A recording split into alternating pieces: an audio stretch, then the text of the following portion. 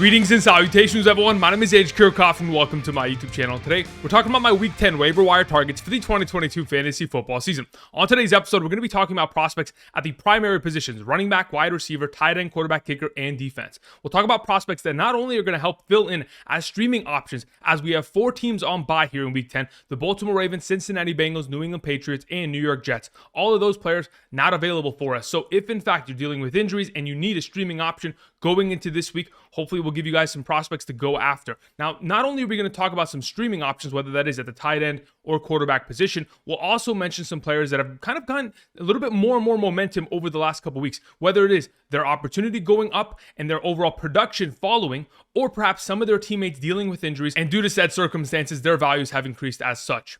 Now, before we begin, I do want to remind you, if in fact there have been players that were dropped last week, because we know that last week was the bye-pocalypse, we had 6 teams on bye, but if any players by the names of like George Pickens, Dalton Schultz, Pat Freiermuth, David Njoku, Dak Prescott, the Dallas Cowboys defense, if those players were dropped in any sort of capacity, they're not going to be named on today's episode, but if in fact they were dropped in your leagues, they need to be the number one priority across the board at these positions. Of course, they're stud players, and if in fact someone in your league was in a bind and had to drop them, you need to prioritize those players first and foremost, even though they're not being mentioned. Because over the course of today's episode, I'm very rarely going to be mentioning players that are rostered in more than 50% of leagues, as I typically try to go after players that are widely available to you fantasy managers, so you can go ahead and pick them up and win your Week 10 matchups. All right. Before we begin, again, we're making daily fantasy football content here on the channel, so if you have not yet already, be sure to subscribe. We're, of course, going to be live streaming after tonight's Monday Night Football game, so if you have any questions regarding some trades and or waiver wire, potential priorities, how much fab to use, you can go ahead and join us after tonight's Monday Night Football game between the Baltimore Ravens and the New Orleans Saints, and go ahead and ask some questions. See you then. Thank you very much. All right, let's get into talking about some Week 10 waiver wire targets, beginning with our number 1, Jeff Wilson Jr. He is quite literally the only player that I'm going to be mentioning that is rostered in more than 50% of leagues on Yahoo. Currently rostered in 52% of leagues, but we have to mention him first and foremost because, again, he had himself a great performance. If you guys took some time and were able to watch last week's video that I dropped in regards to the NFL trade deadline and my reactions to it, I had a section designated to not only TJ Hawkinson, Chase Claypool, but of course, Jeff Wilson Jr. And my immediate thoughts on Jeff Wilson Jr. was that we need to pick him up regardless of what he is going to be in this backfield, because there's one of 2 things that he could potentially be. Number 1, a very valuable handcuff. And then I also proceeded to mention, best case scenario, he overthrows Raheem Mostert. And quite frankly, I think in Week 1, we've already begun to see that. Coming off of a 14.7 fantasy point performance in a half PPR scoring format, while also out-touching him on the ground, being a far more bursty running back. I mean, he looked fantastic in comparison to Raheem Mostert on the rushing attempts he was given, but he also was able to get himself a lot of utilization through the air and score a receiving touchdown. Not only that, Jeff Wilson Jr. out-snapped Raheem Mostert 28-26 on Sunday against the Chicago Bears. I think the overthrow is beginning, and Jeff Wilson Jr. absolutely needs to be on roster, especially considering the upcoming schedule for the Miami Dolphins being one of the most advantageous at the running back position going forward. Moving on to our number 2, we have Chuba Hubbard. Now, even though Chuba Hubbard has not played each of the last 2 weeks, the last time we saw him was in Week 7 against the Tampa Bay Buccaneers, and he was quite good in that week, averaging about 7 yards per carry, scored himself a touchdown, was also getting himself some utilization through the air.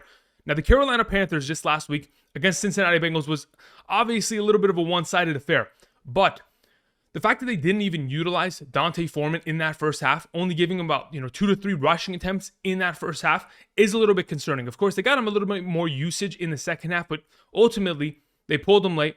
And I think once in fact we do see Chuba Hubbard return, he's going to be splitting to some sort of capacity with D'Onta Foreman. I know that D'Onta Foreman has played well over the last couple weeks, but it doesn't mean that the organization is willing to go ahead and leave him as the one and only back. There's a reason why we saw, other running backs get in this rotation over the last couple weeks. And yes, they weren't getting it to the capacity which, of course, D'Onta Foreman was handling the ball. But if in fact we're in a situation where Chuba Hubbard is going to be active for this upcoming Thursday's game against the Atlanta Falcons, you got to remember Chuba Hubbard was limited in Wednesday and Thursday's practice of last week. Obviously did not practice on Friday. Perhaps there was a setback. But if in fact he's going to be active for the Thursday night game upcoming here, or potentially active for the future games, because we know that the Carolina Panthers have one of the easiest fantasy schedules beginning in December all the way through the fantasy playoffs, it could be a great opportunity to go ahead and pick him up and have him stashed on roster.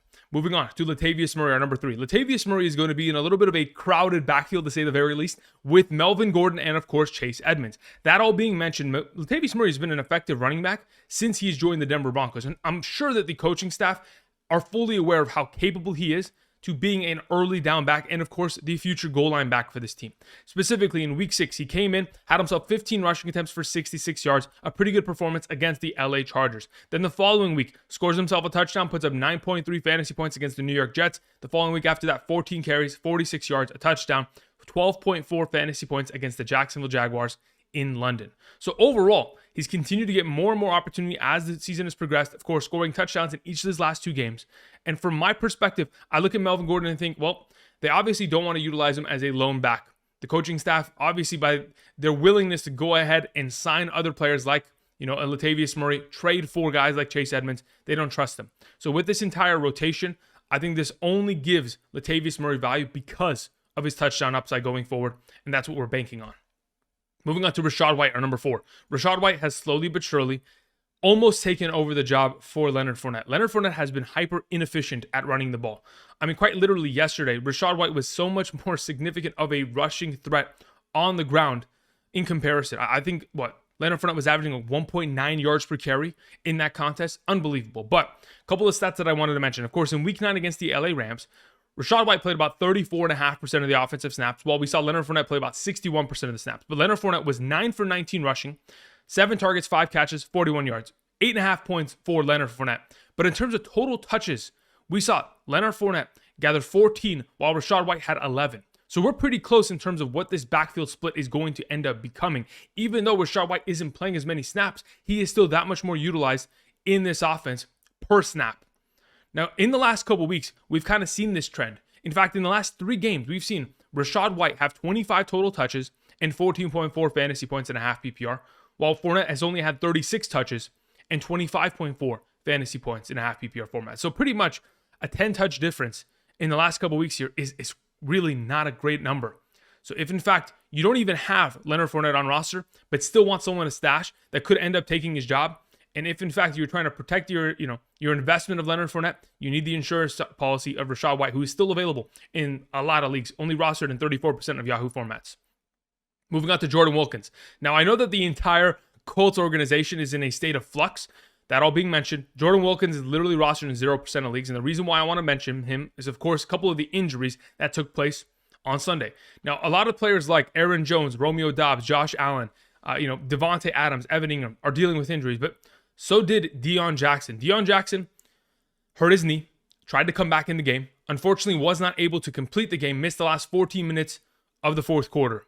So Jordan Wilkins came in, stepped up, and even though Phillip Lindsay was also active in said game, he outsnapped Phillip Lindsay 19-9 and got himself a lot of utilization in the receiving game. 5 targets, 4 catches, 15 yards, 3 attempts for 13 yards, 4.8 fantasy points. With this team, of course, firing their head coach, I don't know where they're going to go. But I'm expecting them to continue to run the ball. As their new head coach is Jeff Saturday, the interim head coach, and he's a former center offensive lineman. I'm sure they're going to want to establish the run, as they typically do. And going forward, if in fact Deion Jackson and or, of course, Jonathan Taylor are not going to be available for this offense, we're going to see Jordan Wilkins probably lead the way. Now, another running back that, of course, could potentially lead the way is Zack Moss. Of course, they recently traded for him, sending away Nyheim Hines and bringing in Zack Moss. But quite frankly, we don't know if Zack Moss is going to be utilized at a higher capacity. Even though he has found success in his career from 2020 to 2022, whenever he's been given 10 or more opportunities or touches in a singular game, he's averaging 9.98 fantasy points per game. He's done that in 16 total contests throughout his entire 3-year career with the Buffalo Bills. So again, if opportunity is knocking, Zack Moss could absolutely deliver, but I don't know if it's knocking. I don't know if they had him inactive on Sunday because he didn't know the playbook or because they don't plan on utilizing him going forward within this running back rotation. As of right now, keep your eye on him as someone that could potentially have value, but for right now, it depends on what the coaching staff wants to proceed with regarding this backfield. All right, let's go to move on. Let's begin talking about wide receivers, beginning with Mecole Hardman. Mecole Hardman's obviously a stud player. Over the course of the last 4 weeks in which he's played, he's put up 10.0, 11.7, 26, and 16.9. Of course, this last week, 9 targets, 6 catches, 79 yards, and a touchdown against the Tennessee Titans secondary, and has pretty much established himself as the number 3 receiving option within this offense. It goes Travis Kelce, Juju Smith-Schuster, And of course, Mecole Hardman, number 3. Currently only rostered in 48% of leagues. He's absolutely someone that needs to be picked up. I mean, we've literally mentioned him for 3 consecutive weeks now, going back to week 8's waiver wire targets video. So if in fact you already have gone ahead and addressed it, picked him up, fantastic. If in fact he's still available, he's my number 1 wide receiver pickup of the week in terms of players that are rostered in less than 50% of formats. Moving on to Terrace Marshall Jr. Terrace Marshall, over the last 2 weeks here, has played fantastic. 10.7 and 12.8 fantasy points. And now he has a short week opportunity of taking on the best matchup at the position, taking on the Atlanta Falcons on Thursday night. And just a couple weeks ago, against the Atlanta Falcons, he put up over 10 fantasy points against them. And with PJ Walker, of course, being given the starting spot once again, it's going to be on a shorter leash because Baker Mayfield could absolutely come in and make some plays. But ultimately, regardless of who's playing quarterback, the matchup is in such a advantageous position for Terrace Marshall. He's another one of these guys that is going to be in the back end of the wide receiver 3 conversation, probably ranked on Wednesday between 30 to 36. And obviously started for many of us who are in desperate need of a wide receiver. Currently only rostered in 6% of leagues go after him. Moving on to Donovan Peoples-Jones, another one of these players that I've mentioned on a consecutive weekly basis because Donovan Peoples-Jones is just consistent. He is exactly what we need from him. We're not asking for more than what he has done. And quite frankly, since week 4 through 8, he's put up 9.6, 7.0, 9.6, 8.1, and 10.1. In terms of overall fantasy finishes in a half PPR scoring format, that would make him the number 32, 48, 33, 31, and 30 overall wide receiver. So pretty much in 4 out of the last 5 games, he is a top 36 wide receiver. And of course should be treated as such. And if you have the opportunity to go ahead and pick him up, put him on roster, and play him as a wide receiver 3 option, you absolutely should. He's currently only rostered in 21% of leagues. Another one of these stud players that could get even more value once Deshaun Watson returns. Moving on to Darius Slayton. Now, even though we all want Wan'Dale Robinson to be a great player for this Giants organization, of course, we know that he has those intangibles that really separate him from other wide receivers. Quite frankly, Darius Slayton has been the guy for this offense as the number 1. Over the course of the last 4 games, 10.9, 13.3, 9.1. 3 of his last 4 performances over 9 fantasy points. And over the course of that 4-week span was the number 31 wide receiver. Another one of these players that, yes, is immediately going to step in and be of value to us because he has immediate opportunity in an offense that wants to utilize him down in the red zone as a receiving threat. And when he's scoring touchdowns 2 out of the last 4 games, of course, you take on Houston this week, there could be an opportunity for him to step up and have himself another great game here, as the wide receiver position for the New York Giants really isn't impacted enough to bother Darius Slayton's overall opportunity. Moving on, let's talk about Odell Beckham Jr. Yes, he hasn't signed to an organization yet, but from all that we heard last week with the trade deadline and everything that was kind of looming in terms of rumors there, Brandon Cooks was supposedly going to be traded to the Dallas Cowboys, but the Dallas Cowboys did not want to pay the overall price of his contract and the overall negotiation ask in terms of picks. So if in fact the Dallas Cowboys go ahead and they sign Odell Beckham Jr., which very easily could be a possibility here, and he immediately comes in, he takes the starting spot away from Michael Gallup, which he should because he's a better overall talent, both coming off the ACL. I think Odell Beckham Jr. would have incredible value. Only rostered in 23% of leagues. Regardless of where he signs, he's going to have value. But as of right now, as a potential member of the Dallas Cowboys, that makes me even more excited about potentially picking him up. Moving on to the final wide receiver I wanted to mention is Treylon Burks. If you guys watched last night's game between the Tennessee Titans and the Kansas City Chiefs, you will have witnessed one of the most ridiculous games of all time. A game in which the Tennessee Titans did not complete a singular pass to a wide receiver. And yet they were almost able to beat the Kansas City Chiefs in Kansas City, which is just unbelievable. Of course, the running game of Derrick Henry really established everything. But going forward, once in fact Ryan Tannehill is healthy, there's no one else to throw the ball to outside of Treylon Burks. And hopefully he's going to be fully ready to go off the turf toe coming off the injured reserve. He could be designated to return this week or in a potential future week. He's another one of these stash options that only rostered in 17% of Yahoo leagues. Absolutely needs to be on roster. And this is the 2nd or 3rd consecutive week I've mentioned him. Moving on, let's talk about some tight ends, beginning with Greg Dulcich. Again, he's the thumbnail for today's video, not by accident. It's because in the last 3 games that he's performed, he's put up 11.4, 8.1, and 10.7 fantasy points, playing about 70% of the offensive snaps for this team. With Albert Okwuegbunam pretty much being completely filtered out of this lineup, of course, Greg Dulcich is going to be the number 1 for Russell Wilson. And quite frankly, whether it's been Russell Wilson or even Brett Rippon, it didn't matter. We were going to see a lot of opportunity go into this direction, considering how much this team wants to use 11 personnel going forward. Of course, Greg Dulcich, only rostered in 34% of leagues, was on bye last week, so potentially wasn't picked up last week or dropped by potential members in your league. Pick him up. Moving on to Cade Otton. Of course, we finally saw a huge upside play from him on Sunday against the LA Rams, in which he scored a touchdown to win the game with the clock expiring.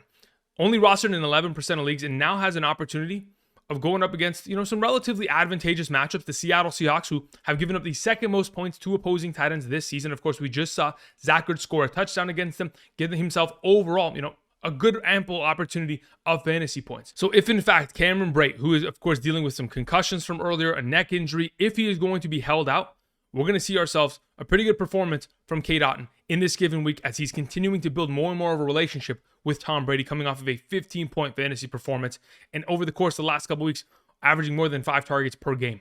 Moving on to our final option, it's Cole Kmet. Now, this is not a name I anticipated mentioning because we hadn't seen much consistency out of this offense for quite some time.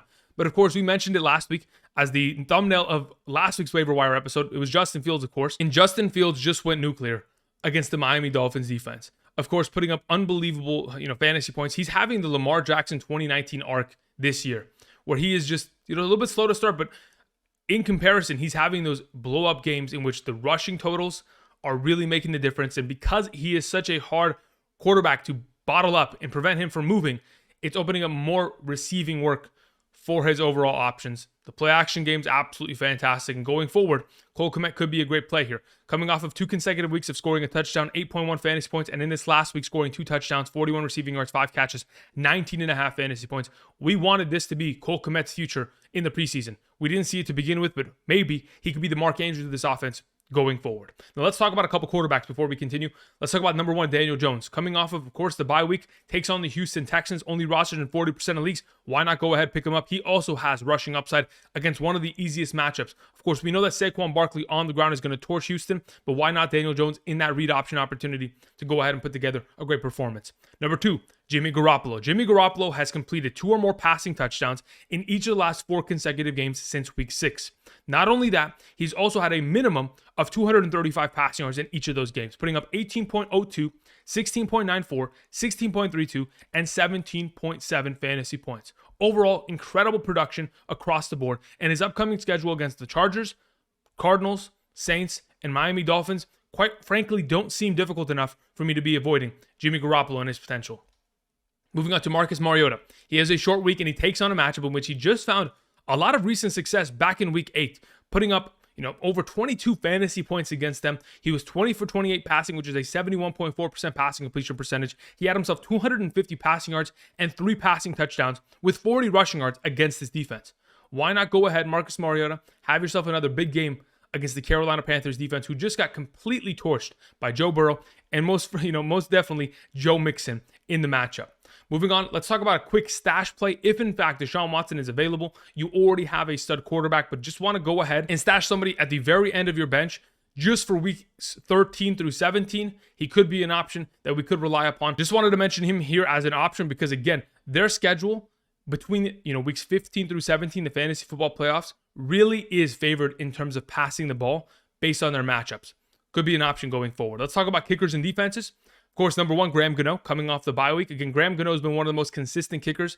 And because many of you guys had to potentially drop him, if in fact someone in your league dropped him, go after him. Only rostered in 28% of leagues, he's been one of the most consistent kickers on the season. Another player that could have potentially been dropped, Brett Maher. Again, if you're associated with the Dallas Cowboys offense, you're going to have more and more opportunities to score, whether that's touchdowns and or field goals. Quite frankly, another one of these options we're looking at. And to close out, talking about Riley Patterson, the Jacksonville Jaguars take on the Tennessee Titans. Again, it's going to be a tougher matchup to an extent, but ultimately, I still think that the Jacksonville Jaguars offense is, equipped enough with the ability to get down the field. Whether it does lead to touchdowns or field goals, doesn't matter. Riley Patterson's been one of the better kickers overall thus far this season. Let's talk about a couple defenses. New York Giants, of course. We're talking about multiple New York Giants, mainly because they're taking on the Houston Texans. And the Houston Texans matchup across the board is relatively advantageous considering Davis Mills makes his, fair share of mistakes. And they don't really have any wide receiver options if Nico Collins and or Brandon Cooks are once again going to be missing. Of course, Dameon Pierce is going to be running the ball, but I think the New York Giants are equipped enough to be able to stop the run. Moving on to the Seattle Seahawks. Now, the Seattle Seahawks, over the course of the last 4 weeks in terms of fantasy point production, have been fantastic. Of course, they've had themselves, a couple good matchups here, specifically against Kyler Murray, who has really crumbled against their defense. But why not play them against Tom Brady? Tom Brady was really struggling until the final minute of that game and was able to put together a 1-minute drive to win them the contest. Outside of that, really wasn't much there from Tom Brady and the Tampa Bay Buccaneers. A lot of drop passes, a lot of mistakes, a lot of penalties. And I think the Seattle Seahawks could certainly be a play this week. Moving on to the final option is the Las Vegas Raiders. The Raiders have the opportunity of taking on the Colts. The Colts just fired their head coach, may not have a starting running back there that we're familiar with. Will obviously have Sam Ehlinger as their starting quarterback. And, we just saw the Patriots go up against his defense.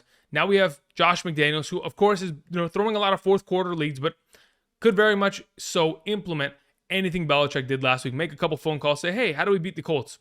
Gives them a couple, tips and tricks here and there. And then we have the Raiders defense obviously shutting down the Colts and having themselves a pretty good week. Just throwing it out there as a potential option. All right, now that that's all covered, that's pretty much going to cover it in terms of waiver wire targets going into week 10.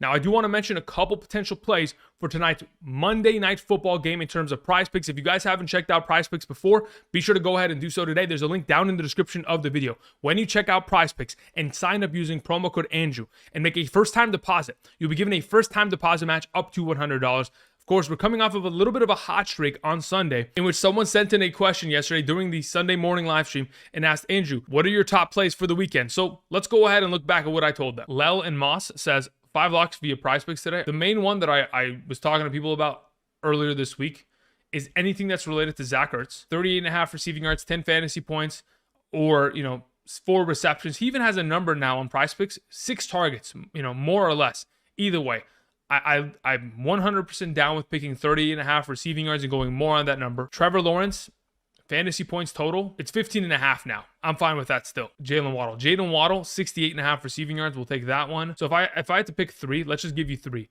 Ertz, Trevor Lawrence, and probably the last one, just take the Waddle on receiving yards. I'm not going to give you 5. How about that? Thank you. All right, so with all that covered, and hopefully a hot streak on the horizon for me, as I continue to try to put together some big plays here for us, we look at the plethora of statistics in regards to tonight's game. Of course, whether it's field goals made, receptions, receiving yards, passing attempts. We could talk about receiving targets overall. These are some incredible numbers. Now, we know for a fact that Alvin Kamara, with Andy Dalton as his starting quarterback, has had consecutive games of 6 or more catches. So the fact that this number consists of 5.0, I mean, this is an automatic play in my eyes. This is absolutely the number one play that I want to make today. Going more on Alvin Kamara's overall receptions. Again, the entire point of PrizePicks is picking more or less on given player statistics. So if we're talking about 5.0, as long as he gets himself 6 receptions again and goes over that number, picking more is going to get us a W in that entry. Now, of course, we have to pair him up with another player, specifically on the other team. And if I was going to make a base entry, I would look towards finding, of course, the tight end rookie, Isaiah Likely.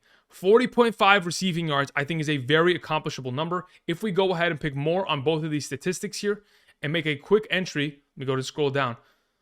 I think very easily we could end up 3 times our money within this given entry. Of course, if in fact you want to trail, if you want to fade, it's up to you. But I really do like this number of Alvin Kamara going over 5 receptions and Isaiah Likely being utilized at a very high capacity within this offense, considering we do not have Mark Andrews active. So that's the entry that I'm making for today. You can go ahead, check out the link down in the description, join, make an account via PrizePicks, and of course, make a first-time deposit while using promo code Andrew. When you do so, you'll be given a first-time deposit match up to $100. So that means if you deposit 50, you'll be given 50. You deposit 100, you'll be given 100. Check that out.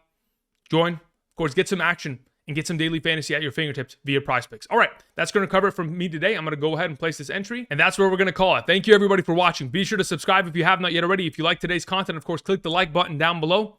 And until tomorrow, we'll be talking about our top 36 running back rankings for Week 10 of the 2022 fantasy football season. And, of course, later tonight, for those of you joining us for our live stream after the Monday Night Football game, I'll see you guys then. Peace.